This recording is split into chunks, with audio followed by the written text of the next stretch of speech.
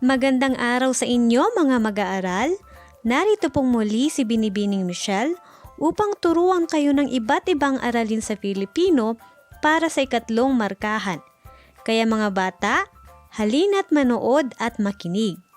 At para sa linggong ito, narito ang ating mga aralin. Ang una nating tatalakayin ay ang kwentong pinamagatang Dalawang Pasyente sa Silid 204. Basahin ang kwento na nasa inyong study guide at sagutin ang mga katanungang ito. Unang tanong, sino-sino ang dalawang batang pasyente sa Silid 204? Sila ay sina Malvin at Joey. Pangalawang tanong, ano naman ang pangalan ng ospital na kinaroroonan nila? Sila ay nasa Perez Medical Center. Ikatlong tanong, habang sila ay nasa ospital, paano inaliw ni Joey si Malvin? Sinabi niya kay Malvin na malapit sila sa park at maraming mga batang naglalaro kasama ang kani-kanilang mga magulang.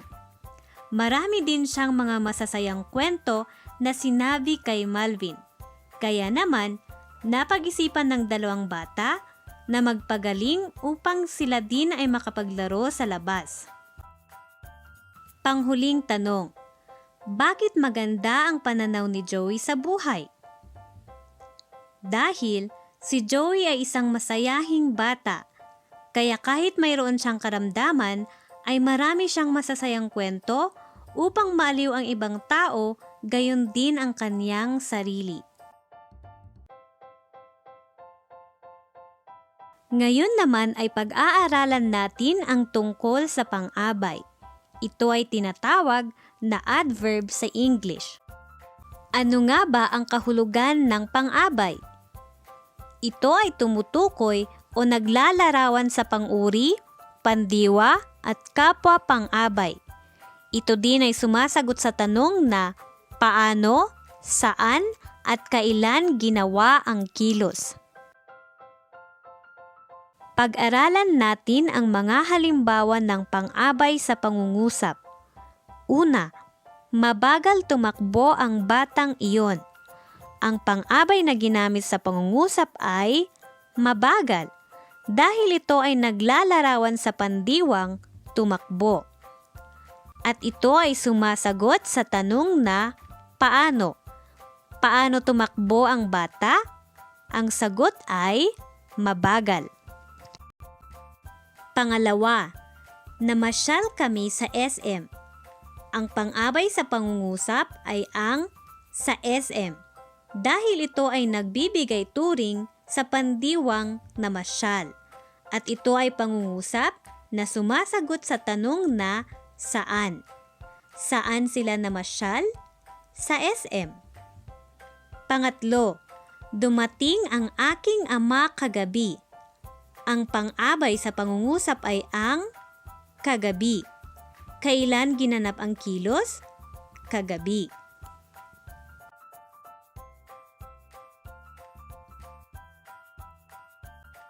Mayroon tayong tinatawag na pariralang pang-abay. Tandaan natin na ang parirala ay binubuo ng dalawa o higit pang salita. Habang ang pang-abay naman ay sumasagot sa tanong na saan, paano at kailan. Kapag pinagsama ang dalawang salita, ibig sabihin magkasamang pang-abay at ang salitang inilalarawan nito. Halimbawa, huwag malikot, umalis agad, laging maganda at iba pa. At para mas maunawaan natin ang pang-abay, narito ang ilang halimbawa sa pangungusap. Unang pangungusap, sadyang mabait ang anak ni Aling Maria. Ang pang-abay sa pangungusap ay ang salitang sadyang. Inilalarawan nito ang pang-uri na mabait. Gaano kabait ang anak ni Aling Maria? Ang sagot ay sadyang mabait. Kaya naman, ang pangungusap ay halimbawa ng pang-abay na naglalarawan ng pang-uri. Pangalawa, dahan-dahang umakyat sa hagdan si Carlos. Ano ang pang-abay sa pangungusap? Ito ay ang salitang dahan-dahan. Inilalarawan naman nito ang pandiwa o salitang kilos na umakyat. Paano umakyat sa hagdan si Carlos? Ang sagot ay dahan-dahan. Ito naman ay halimbawa ng pang-abay na naglalarawan ng pandiwa. Pangatlong pangungusap. Totoong magaling kumanta ang magkapatid na sina Vince at Vivian. Ang salitang totoong ay isang pang-abay na naglalarawan sa salitang magaling na isa ring pang-abay. Ngunit paano nga ba ito naging pang-abay? Dahil ang salitang magaling ay naglalarawan o nagbibigay turing sa salitang kumanta na isang pandiwa. Kaya naman, ang pangungusap na ito ay halimbawa ng pang-abay na naglalarawan sa kapwa pang-abay. Isa pang halimbawa, tunay nga na mabilis tumakbo si Pedro. Ang salitang tunay ay isang pang-abay na naglalarawan sa salitang mabilis. Sa pangungusap na ito, ang mabilis ay naging kapwa pang-abay. Bakit? Dahil ang salitang mabilis ay nagbibigay turing din sa salitang tumakbo na isang pandiwa.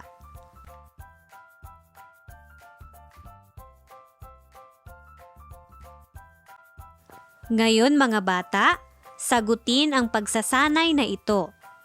Tukuyin kung ang pangungusap ay pang-abay na naglalarawan ng pang-uri, pandiwa o kapwa pang-abay.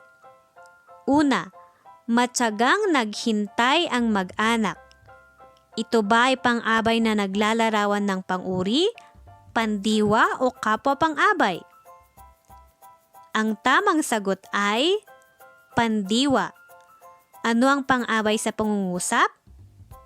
Ang sagot ay matyaga at inilalarawan nito ang kilos na naghintay.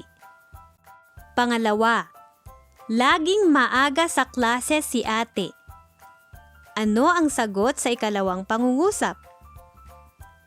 Ito ay naglalarawan ng pang-uri dahil ang pang-abay ay laging na nagbibigay turing sa pang-uring maaga. Pangatlo, laging maagang pumapasok sa klase si ate. Ito naman ay pang-abay na naglalarawan sa kapwa pang-abay. Ano ang pang-abay sa pangungusap? Laging, dahil ito ay naglalarawan sa pang-uring maaga, habang ang salitang maaga naman ay nagbibigay turing sa pandiwang pumapasok. Panghuling pangungusap, mabilis siyang inasikaso ng nurse. Ano naman ang sagot dito? Ang tamang sagot ay pang-abay na naglalarawan sa pandiwa. Ang pang-abay sa pangungusap ay ang salitang mabilis at ito ay naglalarawan sa salitang inasikaso na isang pandiwa. Dito nagtatapos ang ating aralin tungkol sa kwentong Dalawang Pasyente sa Silid 204 at ang Pang-abay. Hanggang sa susunod na linggo mga bata, paalam!